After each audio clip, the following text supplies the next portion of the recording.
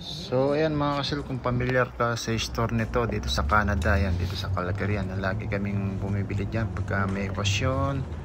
Yan, kahit walang okasyon yan, pumapasok tayo sa store na yan.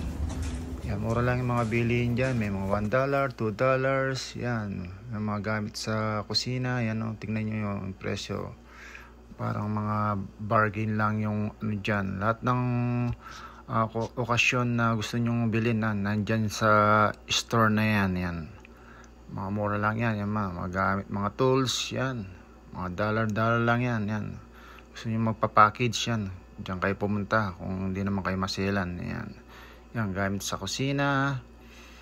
Yan o, tignan nyo, mga $2, $3 lang yan. Mga insan yan.